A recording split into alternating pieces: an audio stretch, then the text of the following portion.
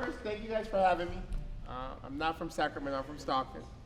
My name's Michael Tubbs. I'm the former mayor of Stockton, and stand up, in a circle. And I run a group called End Poverty in California, and we've been going up and down the state having conversations about this one, like this one, about what can be done to increase opportunity in California, but B, just to hear not just what's going well, but what's not working, and then also forward thinking in terms of what could work. Like in an ideal scenario, what needs to happen for the state and our cities to operate like it should. I feel like an intern to Mayor Steinberg. We were mayors at the same time, and he was such a big support and help. So it's good to be with him again. And yeah, looking forward to the conversation. Thank you. I'm Darrell Steinberg. I'm the mayor of Sacramento, and I'm really privileged to be with you all here today and to be sitting between two young men who I think exemplify what it means to be a servant leader and to really engage in community. Sean Tao here, who I had the privilege of working with for the last number of months, is doing it the right way by putting community and neighborhood first. And can't wait to see your journey. And Michael Tubbs, thank you for the nice compliment, but this gentleman represents the best of California's present and the future. And not just sort of broad philosophical strokes, but real practical solutions. Really the guy who uplifted, if not invented, the idea of guaranteed basic income, which we are using now in Sacramento. We've got, I think we're on our third project and more to come. The basic idea that if we help people just not have to make that choice between paying the rent and paying for medicine or for food, that they will have better lives, and all of the things we suffer from, this community will be that suffering will be less. Finally, I just want to say that I always say it, I love North Sacramento. I love it because this is a part of the city that is rich in diversity, rich in character, rich in history, rich in commitment, and needs the rest of us to continue to step up to make sure that we make the investments. The first question, we're going to talk about poverty, but I think we're also going to spend a lot of time talking about wealth. Like we're talking about poverty in today, but I think we want to spend some time thinking about the future and what does wealth look like and what can we do with wealth. So the first question, very simple one, what is the experience of living in poverty in North Sacramento or in Sacramento? What does that look like day to day? Like give me some texture, what are some of the experiences, etc. Be passing around the, I'm not sure it's going to reach, but. Thank you. Well, for me, I'm gonna tell you what it looks like for me. Okay. What it looks like for me is sad. It's rough. It'll mess with you mentally, physically. Living like this, every day, every day. It's dirty. It's unhealthy for the body. You're hungry. Those are just to name a few things. That's what I've experienced. And you find out every day, I wake up sometimes, I was like, I could leave out of this area, community, go to another one, a healthy one, and then come back and you get depressed. You sadden. Why is this community not looking like everything else? It's rough.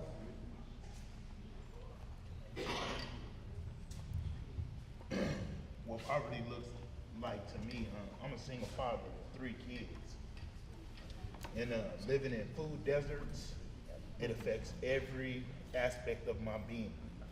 Having to make a decision to spend money I don't have on food, and to just to see my kids go to bed with not just any food, but with a healthy diet. Like she said, it'll mess with you mentally. I I grew up in Oak Park, but Oak Park ain't no different from the Heights, South Sacramento, and a lot of parts of Stockton. And I ain't never been in none of them where it wasn't a food desert. All of them are food deserts.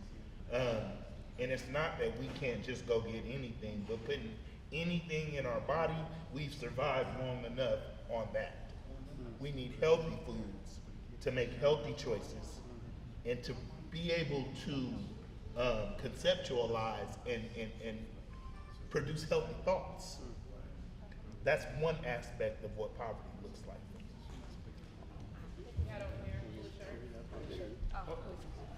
I'll be quick. For me, poverty looks like, man, you hit the nail on the head as far as not being access to food, but resources, housing, education, being told you couldn't, you can't, because you don't have the economic means to better yourselves, right? And that economic means isn't there. And for me, poverty is primarily rooted in racism. There's a racist component that's attached to it, is why you don't have access to. So for me, being young, going hungry, not having food, not having a place to live, as a young adult being unhoused, sleeping in a car, that's what poverty looked like for me. You know, there's that mental health component as well that doesn't go addressed. You know, recently, we're now learning the importance of getting people treatment and health and services and why we need to meet people where they land. You know, before, we didn't have these damn conversations, y'all. So I'm glad that we're here and we can have them, but for me, poverty is despair. You know, it was a mother who was absent because she had to be. No food, no resources, income came when it did, you know. Legal issues as well, because guess what? Sometimes you have to do some things that you have to do to survive, and that's reality. Sorry, porque no, I speak Spanish. I'm gonna translate, that's okay. Hablo español. Okay. La pobreza es algo muy duro para todos, creo yo. Poverty is very hard for all of us. Cuando emigramos, mucha gente que venimos hacia Estados Unidos, When we migrate here to the US, es muy duro encontrar que aquí también hay tanta pobreza. it is also hard to see that here too there's poverty. Y lamentablemente, esta cada día crece más y más. Unfortunately, poverty is growing every day more and more. Y muchos hablamos de que estamos haciendo algo, pero no hacemos nada al final, porque esto está creciendo. Many of us say that we're going to do something, but in reality not much is being done because this keeps growing. Poverty is a huge problem in the neighborhood. Vivo aquí 19 años en este barrio I live here in this neighborhood 19 years, y cada vez veo más gente en la calle. and every day I see more people homeless living in the streets. Y me podría pasar a mí. And it could happen to me too. Tengo que trabajar día y noche para poder pagar mi casa, I have to work 3 turns day and night to be able to pay mi my house. esposa y yo. My wife also works, Y no es justo and that's not fair. que tenga que dejar muchas veces de comer para poder pagar un mortgage. It's not fair that sometimes we have to stop eating so we can pay the mortgage. Como dijo el Señor, Like the gentleman said, dense una vuelta por aquí. just walk around, just ride around. Vean la pobreza, esa es la pobreza. See the poverty. Mucha gente en la calle A lot of people in the streets. y cada vez las leyes son más severas contra ellos. And the law is just punishing them rather than helping them. Hagamos algo, Let's do something. pero hagámoslo. But let's do it. Let's do it as a neighborhood, united. Más acción y menos palabras. More action and less words. Hi, my name is Patty Shaw. To me, what poverty means is total lack of respect, total lack of dignity. I watch people who are on the streets be treated like human garbage, like they aren't worth anything, being thrown in jail for just being poor.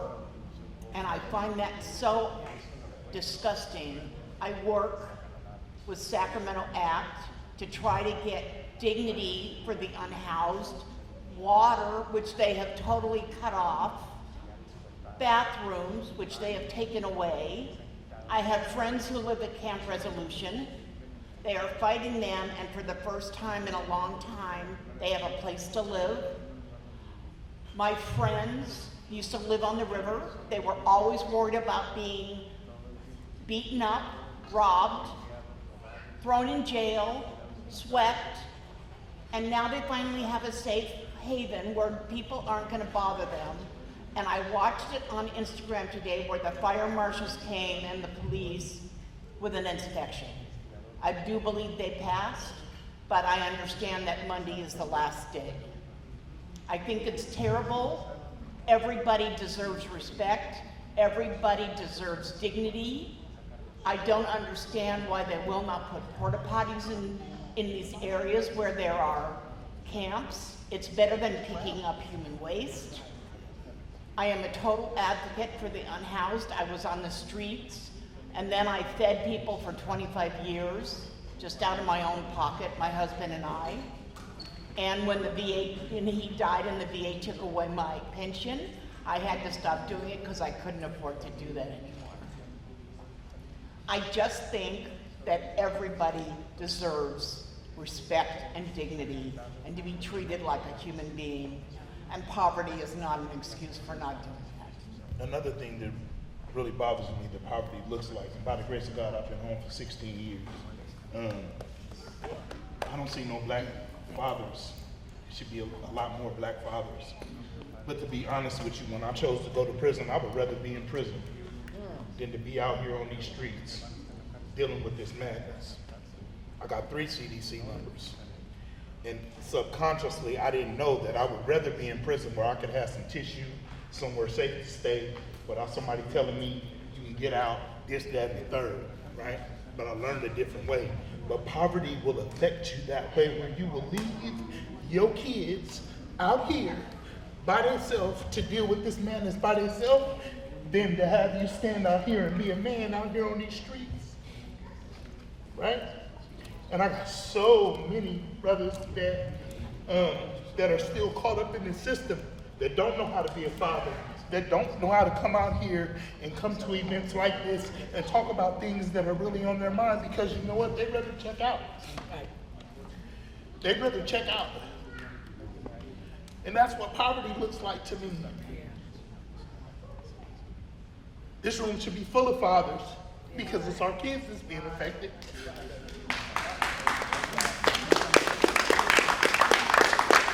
That's what poverty looks like to me, man. I get jail calls every other day from cats talking about, I'm proud of you, I'm proud of you. Don't be proud of me, get proud of yourself, man. You know? But that's what poverty looks like. And it hurts. You know, I'm glad I got to a place where I can cry in public and say that.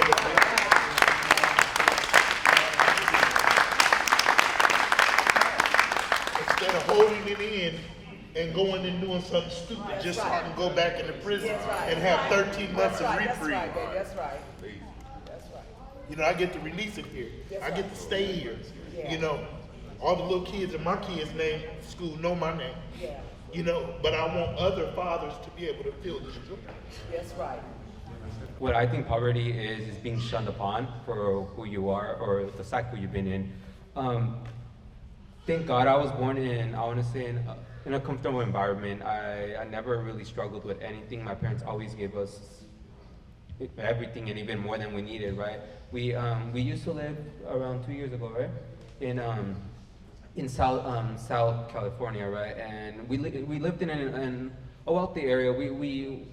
What I want to say is we never really, like how some of you guys experienced poverty, we never did that, so we really don't know how it feels like, right? However, my family's religious, so one day my dad was praying over, God had told him to move here to Sacramento to help his brother, or our uncle, right? We moved here. We didn't expect what were gonna happen. The moment we moved here, we're like, all right, we're gonna start how our normal life over there, right? We're gonna get what we want. The moment we moved here, no, nothing was offered to us. We ended up moving into an apartment, which we never lived in, right? So it was a total shock what happened. All of a sudden, that apartment, the manager didn't do nothing. It was a horrible. It's disgusting. There was a human poop by our cars, like every day. It was like, okay, like that's crazy, right? Like we just came from a place where we had everything. Everything was good. All of a sudden we moved here, and I was like, but we're still in California. Why is it different? I thought, why should it be different? I moved to Grand. I go to Grand Union High School, right? Obviously, it's known for some stuff, right? My old schools I was supposed to, they were good schools. They were very well funded, right? However, the moment we moved here, we were shunned upon getting a house because of my parents' background. They were immigrants, right? Both of them immigrated from Mexico here to have a better life. My mom's graduated in software engineering from her college, and she graduated, right? She thought she had a good business over there in Mexico. However, she wanted more. She moved here because she thought she had a bigger opportunity to flourish, to be here. My dad, he grew up very poor. He moved here for a better opportunity. They ended up having better opportunities. We moved here to this specific area, right? All those opportunities were also like ripped away from them for no reason. From that moment on, we started not living in poverty, but we started understanding what it was to live in an area where you're shunned upon for being in a cycle of poverty, for who you are, for what you are, right? I moved, like you're saying, I want to get decent enough grades, right? I want to go to top colleges, right? My dream is Harvard, right? I work hard for it, right? However, every time I try to do something, I try to do some extracurricular activity, they always shun upon for my Hispanic background, because my parents are immigrants, right? I'm like, okay, but why am I being shunned upon? Why is my whole family being shunned upon if in some way we're acting better, my parents are acting better than any other resident here, any other citizen here? They're making more money, they're behaving, as you said, with the laws, right? However, just because of our background, and not just for Hispanics, right? Any other person who technically wasn't born here, or technically doesn't have background here. What I'm trying to say more is, I believe what poverty is more being shunned upon for what you are, for who you are. You could be the most amazing person. You can have businesses, right? But the moment some person says, "Oh, I don't like you because of who you are, because of your background," that thing gets ripped away immediately, and there's no backing of it. No one's gonna go against it because, okay, I mean, they are of that background, right? I mean, every day now I see people. I see literally. There's this church right next to our house right now, and the homeless stay there. It's a nice church and it's a nice place to have water fountains, right? Every single day I just hear the police moving and removing people away from it. I'm like, they're trying to live their normal life. They're trying to find somewhere to sleep. They're trying to live, and you all of a sudden remove them, and they're arrested like they're criminals. They're arrested like how they said, like they're human garbage, which everyone is human, and literally, and when people think about racism, it's like it's a skin color, literally. There could be some, I don't know, it's crazy. Yeah. I think we have, can we go here and then there? Like, I have more questions too already. But go ahead, it's good. Okay, okay. Buenas tardes a todos. Good afternoon, everybody. Solamente quiero decir que para mí no existe la pobreza. I just want to say that for me, No existe la pobreza para nada ni para nadie. there is no poverty for anybody and for nobody. Solamente existe la falta de poder tener, llámese casa, salud. Para mí, yo considero que la falta de nuestra salud mental, todos los que vemos nosotros en las calles, es específicamente por alguna razón que nosotros hemos sido afectados. Digo nosotros porque yo podría ser una de ellas. To me, poverty is intimately joined to mental issues. For me, everybody that is in the streets is because he's facing some problem. And I may be facing that too. I'm not immune to that, but I want to raise the issue of mental issues regarding the poverty. Yo soy una madre de hijos de necesidad especial. I'm a mother with kids with special needs. Y considero que ellos son unos grandes ejemplos para todos nosotros, que si nosotros hacemos algo como investigando servicios que nos da lo que es aquí el Estado, podemos hacer algo.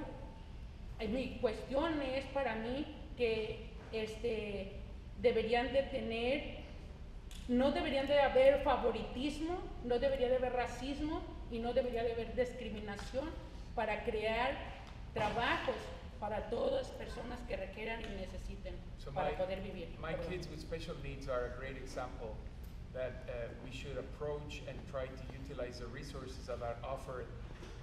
My problem is that there shouldn't be any discrimination based on the color of your skin, so you don't have access to those resources.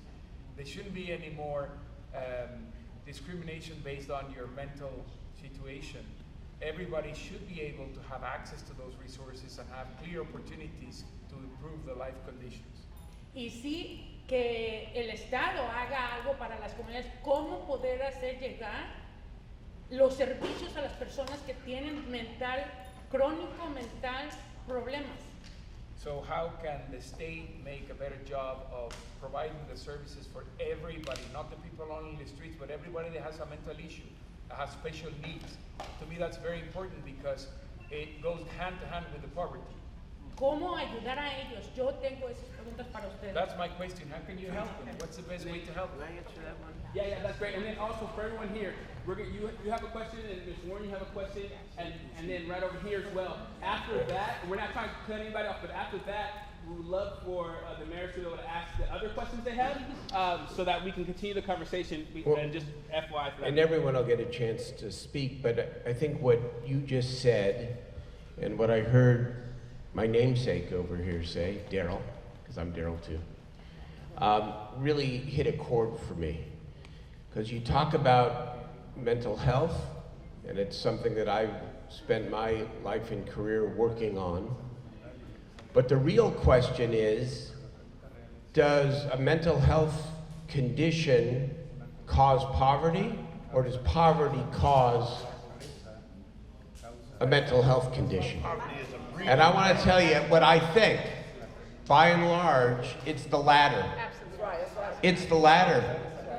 It's poverty. It's the life condition. And so I want to ask a question, but I want to frame the question if I might, because I think this is...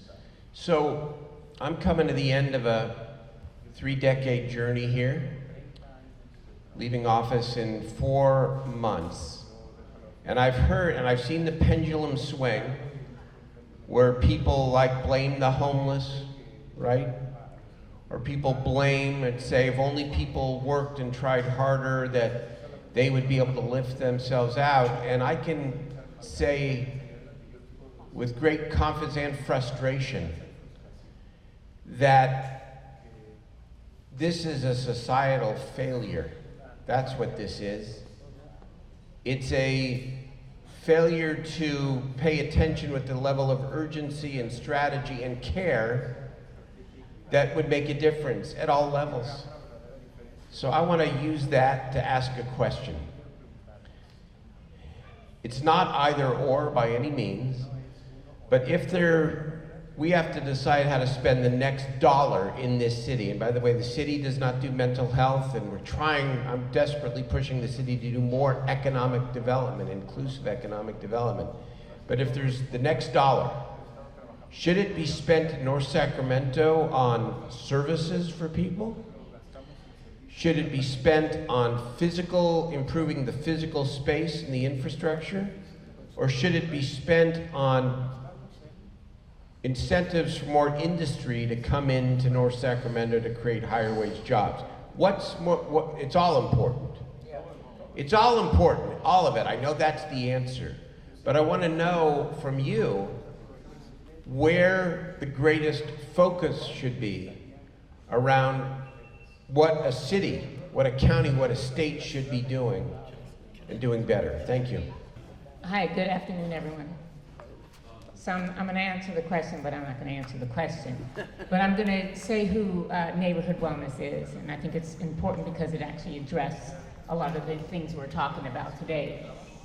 Our mission is to disrupt intergenerational trauma and poverty, because we understand at the root of all of the disparities that we're seeing, that we know the structural racism, we understand childhood adversity, we understand all of those things. Our team is comprised of, we have an interdisciplinary team. Okay, I graduated from Grant High School, I went to Del Paso Junior High School. I got my doctorate at UCSF. Came back to a neighborhood that I love. And we hired these amazing people on our team. And we started off having healing circles so we could understand why there is so much poverty, why there is so much trauma. And by listening to the people from our neighborhood, our own people, we begin to lift up from the bottom up, from the inside out, not the outside in, from the top up. Our neighborhood is changing little at a time because of the people from the neighborhood. We have 125 years of incarceration on our paid staff. Why? It's because nobody else is giving our people a chance to show the greatness that already exists within us. And so what we are doing is we are out there twice a week serving our unhoused people because we are listening to them. We are understanding the generational trauma that they're suffering from, the abuse, the neglect, the abandonment, the illiteracies that don't allow them to have any socioeconomic mobility. So what we are trying to do is build capacity, not just within our team, but the people that we serve. On Tuesdays, we have educational sessions, so we learn about what's endemic in our community, so we can better serve the people, and not just serve them, but lift them up so they can serve themselves and pass it forward. On Wednesdays, we cry. We laugh, we cry. We have a healing circle, where we have our brothers and our sisters and we cry, we talk, we learn. That's our mental health space. And in doing so, we have helped mitigate violence, domestically, gang violence, and then what we're doing now is when I'm able to lower barriers of adversity, I can now focus, I can now learn. We have a school-based health center at Grant High School. We're telling them kids are smoking because they're stressed. They're cutting class because they're stressed. They're not going home because they don't have a safe place to go home to. So instead of suspending them, we want them to come to our school-based health center and talk about it. So 48% of our students that are coming in are experiencing trauma. And they have a place to talk about it. And so what they also do is now they have healthier pathways to move forward. We have a young lady, a young sister that we had since she was 12 years old, homeless. Their family was homeless all the way through COVID. She graduated from Grant High School. She is in her senior year at Langston University. Why? Is because we have to do the work to make sure people are successful. It's not rocket science, people. It's intentional hard work and how we see us. Because how we see our people is how you treat people. You have to change the lens to which we see our people. It is not people's fault. Stop the blame game. Stop the oppression comparison. It's not an oppression. You got the gold medal, you got the silver, you got the bronze. Oppression is oppression is oppression. Poverty is poverty is poverty. It's not just getting a turkey at Thanksgiving and getting gifts at Christmas. Poverty is 24/7, 365. There are the intangible complexities of poverty, the economic stress, not being able to pay, you start screaming, you start yelling because you can't eat, you don't know how to take care of your kids. We understand it. So what we are trying to do is invest back into the people who are already doing the work and let us work and do the work that we have already doing for the community. We're gonna go to Mayor Cousins. Yeah, y'all doing what y'all doing, I appreciate it. But while you do what you do, you just help me to give the governor some answers. So when you do what you do, can you also just include a piece about sort of what does wealth mean? Because there's an opportunity for this city to get some philanthropic resources and think about what does wealth building look like for all of Sacramento, but in particular the Black community. So I'd love to hear pictures of what that looks like and also strategies you all have to get there. I know you spoke a little bit, but not a lot. We haven't heard here. There's some people here that we haven't heard from. So this is your opportunity to be brought into the space. So I would love to hear here definitely as we continue. And do you remember the question? Which one? What does wealth look like? And then what would be the things needed in our community to do this? And then we're gonna go here next as well, okay? I'm gonna start picking people up because I want you guys to voice in, and sometimes we don't speak up, but this is a place to do it. Ok, no estamos contra los ricos, porque creo que necesitamos a los ricos para que inviertan y hagan mucha inversión en nuestra comunidad. We are not against the rich. We need the rich people to come and invest. Y respondiendo a la pregunta de qué necesitamos más, infraestructura y las diversas cosas que más dijo, creo que necesitamos todo eso. Pero tendríamos que ver en qué lo estamos, en dónde estábamos poniendo más dinero, aquí en nuestro lugar. Y me gustaría traer esa pregunta a nuestro concejal, ¿qué es lo que está haciendo para nosotros aquí? Regarding the question of wealth, I think we should invest in all of the above, not one or the other. But he agrees with the investment in the people. He wants to ask the council member, what is he doing for the community? So once again, I just want to keep us on task. Councilman Rattel, sounds like we need to have a conversation afterwards with this gentleman. What I would love to do, you guys are going to have another conversation afterwards about that. What I would love to do is keep the conversation. You were like, yeah, let's do it. But I would love to hear also the question that's asked there, and then Councilman Rattel, please. But if you want to talk, you can. I'm not trying to stop you. Oh, no, it's fine. I mean, you and Christian, I'll wait till afterwards too. That's fine. Okay. So we're going to go here. What does wealth look like in your community?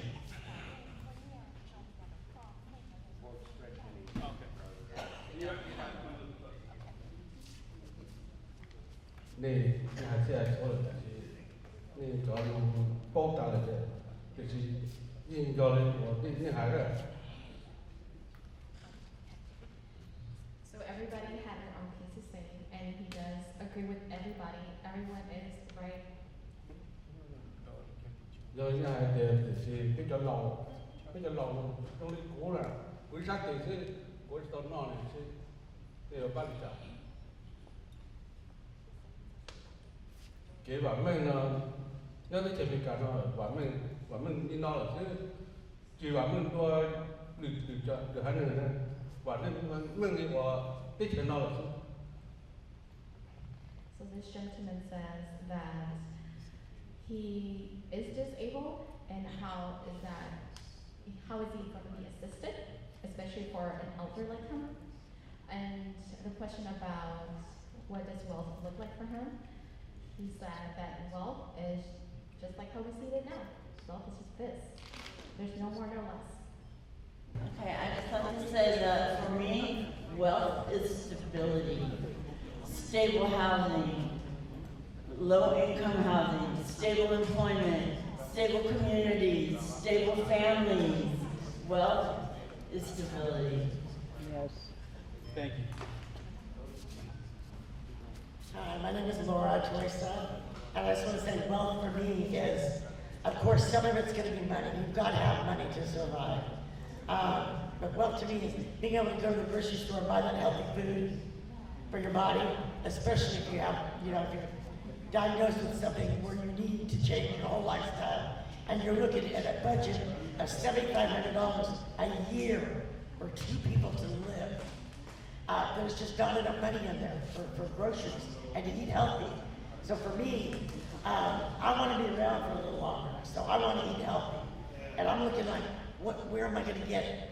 Where am I going to get it? There's food banks, but they can only do so much. And everybody's right in what they're saying. I agree with all of you. We need to work with the young people. Instead of penalizing them, we need to work with them because they deserve a chance. And I believe that if I had $1, I'd split it up between all 3 categories. There you go. So I believe the people need the money, the infrastructure needs the money, and we need to do incentives for businesses to come into these areas and give these people jobs. Thank you. I am new to Sacramento. I've been living here for 2 years. I actually am a product of Oakland's gentrification, so I can no longer afford to live in my city. I have 3 children and a big dog, and nobody wanted my dog nowhere, no apartment, no condo building or anything like that. He's a pit bull. So we moved to Sacramento because it was more affordable. But now I'm here, and I'm a exception as well. I come from foster care. I'm a teen mother twice. My husband is deceased, gun violence.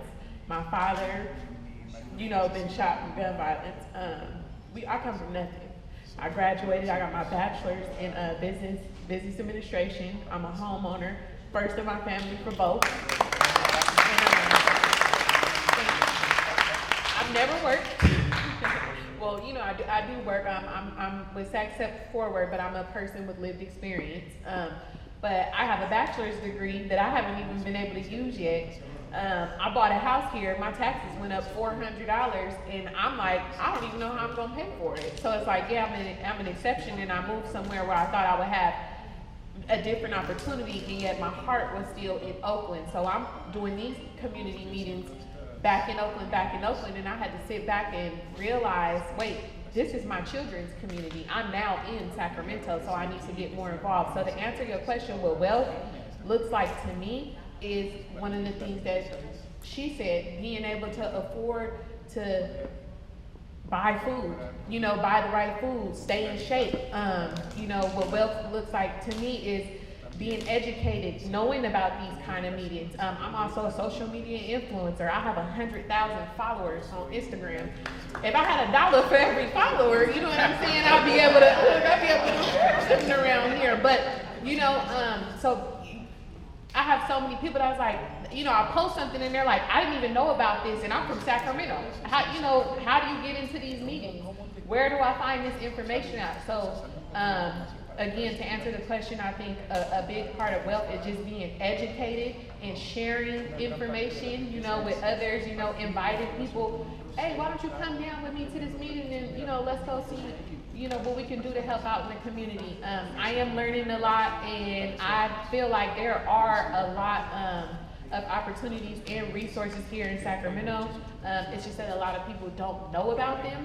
So I'm finding out as I go, but even like I said, coming here from another city, it's been challenging, finding those resources and also connecting with folks.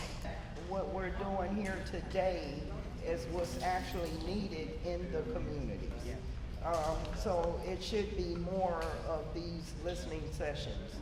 And I also appreciate the two gentlemen that has blessed us with their presence, and all of the leaders here. As this young lady here was talking about earlier, how she grew up in Oakland, I'm also from Oakland.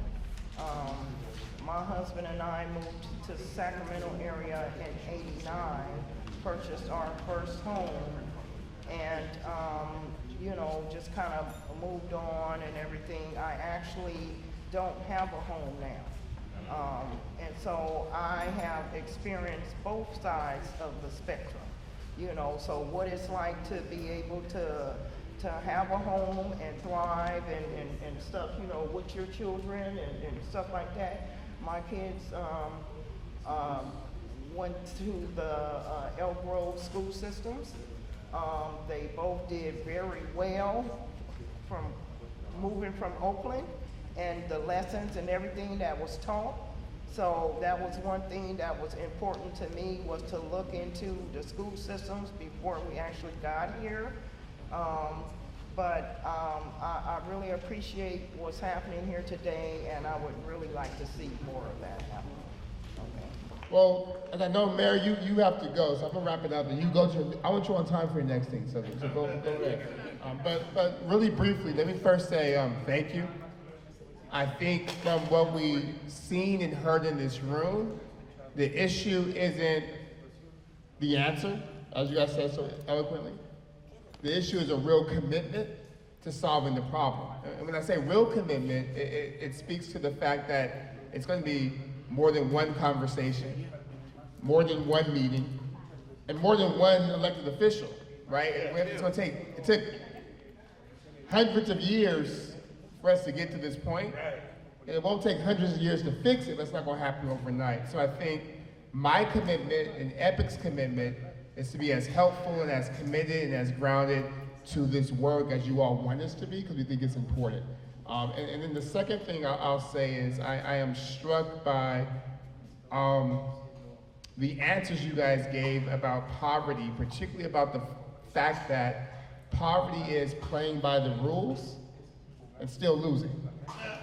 I've been watching the Olympics the last 2 weeks, every night, that's all I do, watching the Olympics. And those folks train and train and train, and to the point of what you guys raised here today, it feels like people have been training and training and training with no chance even to run the race. And I think our commitment is to continue to look and see what are the policies and barriers that get in the way of that.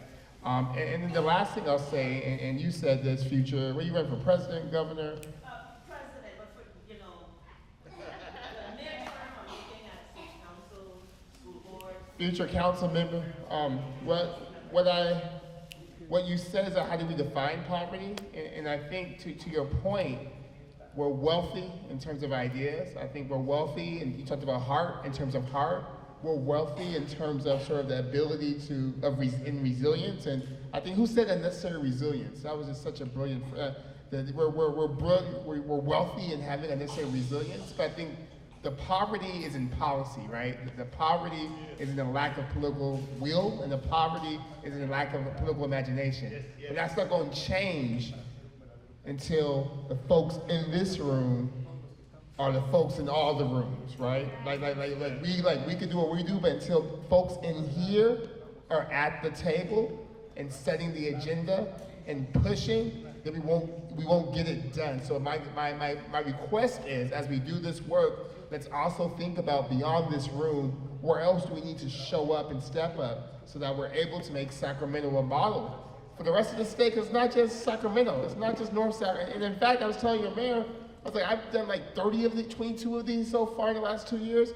And this group here, the folks here, I'm like, these folks, they could do it, right? So you guys are gonna be the example and model, I think, for the rest of the state, and we're happy to help. And I give the last word to you, Mayor.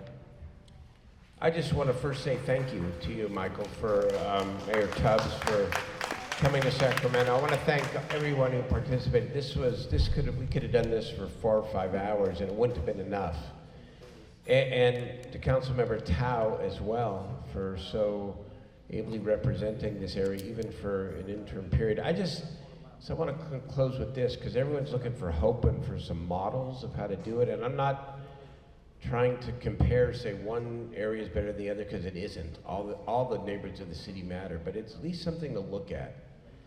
To look at what the city and the community in South Sacramento have done around Aggie Square, and it's not perfect.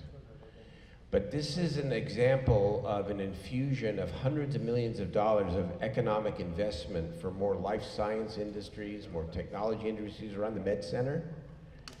But instead of just doing it and saying, well, I hope that the working people can continue to live there as the G word, right? Gentrification, which can be a reality, takes hold. Instead, as a city, we did something different. We demanded a community benefits agreement that says the community that lives in the neighborhoods needs to be the first beneficiaries of this project. So we put $50 million into affordable housing. We said 25% of the jobs have to go to people living in the zip codes around the development. And so this is the kind of thing, in a very different form, because they had the Med Center, but it's the kind of thing I want to see from North Sacramento as well. And it's possible, it's doable, and that's why I asked the question I asked about what's your choice in terms of spending the next dollar. I think it's got to be about economic empowerment. It's got to be about industry and jobs. And that needs to be the commitment of the city. We've started with Sean, myself, and others. We started. We got $5 million for Del Paso Boulevard. We're working with neighborhood wellness. We're paying attention. But man, it's only the beginning. The city and the state needs an economic development funded strategy for all of the forgotten neighborhoods in California. That's what we need. And I hope that this spurs more thinking and more action in that direction. Sean? Okay, thank you.